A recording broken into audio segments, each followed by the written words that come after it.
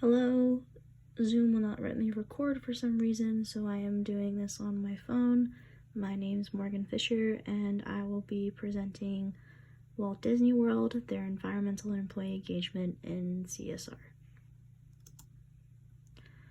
So to start off with Disney World, I'm sure everyone's heard of it, but Disneyland was founded in 1955 and Disney World was founded in 1990. They have locations in Florida, California, France, and Japan, and there are 4 parks in the resorts, which are Magic Kingdom, Epcot, Hollywood Studios, and Animal Kingdom. So, their environmental impact. Overall, Disney likes to say that they are doing an amazing job at limiting their negative impact, when in reality, when you do some actual research, they're a really big factor in most of our problems. So here are a few things that I'm going to cover that they claim they're doing a really good job on, that they aren't necessarily being entirely honest on. So they tend to have an issue with the amount of carbon and greenhouse gases that they are emitting, and in 2019 they reduced that by 47%. That was not their goal. In 2020 they reduced it by 50%, which is better, but only by 3%. And their water reduction, they were ranked 7 out of 10 in several websites dated by the government that saying they're doing a good job with reducing the amount of water they're wasting. Their recycling schemes are pretty generic.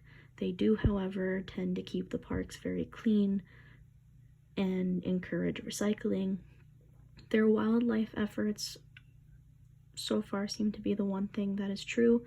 Over 1/3 of the park's land is dedicated to wildlife conservation, and they do have several programs in which to help preserve wildlife, and they're staying true to what they're doing with that. So far, all the information that I have found has been accurate.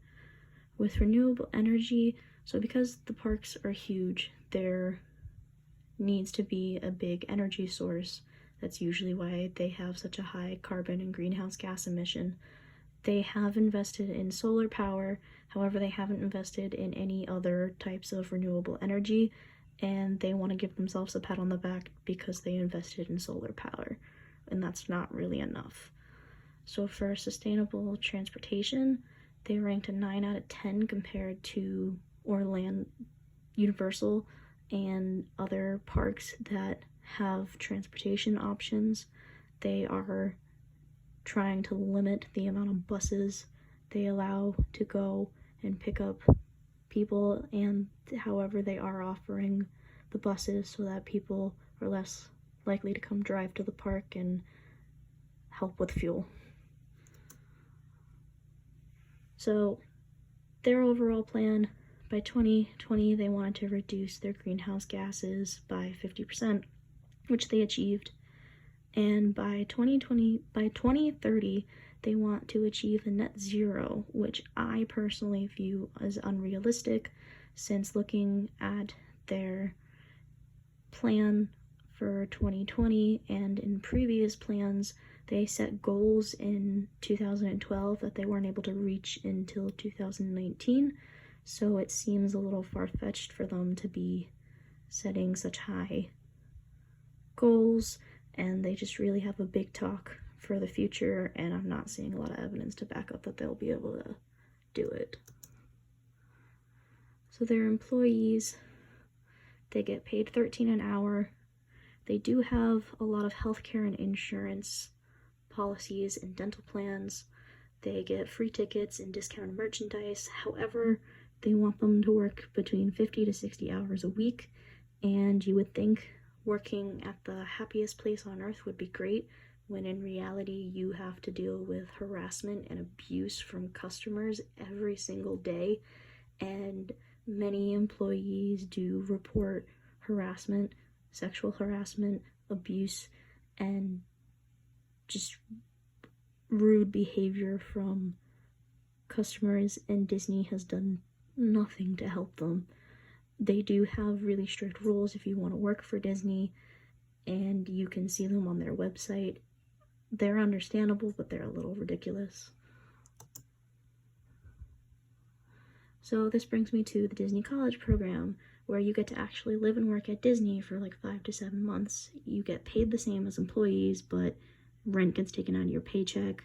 They have a few requirements on here, but when your actual employees are being treated as the same as college students, that raises some red flags.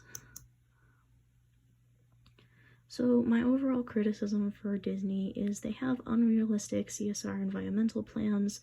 Having 0 greenhouse gas emission by 2030 just seems like a stretch. We have a lot of employees that claim they don't want to work there due to the abuse that they're facing and how Disney is not helping them at all. However, Disney likes to go and say that they love their employees and are doing everything in their power to help them when there's no evidence for that. And they treat their employees the same as they treat college students. A good thing is their wildlife efforts, and they're on the right track energy-wise. However, they do need to focus on other sources besides solar power. They have a huge carbon footprint that they're trying to get rid of. That's going to take a lot of time. They do have a lot of insurance and healthcare options, which is good for employees. However, they should offer some therapy and have stricter rules for when dealing with harassment. So those are some of my solutions, as I went over before.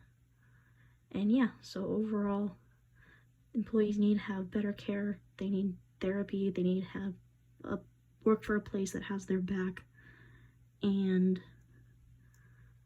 they need to do better environmental wise, though they are on the right track with that. And that's my presentation.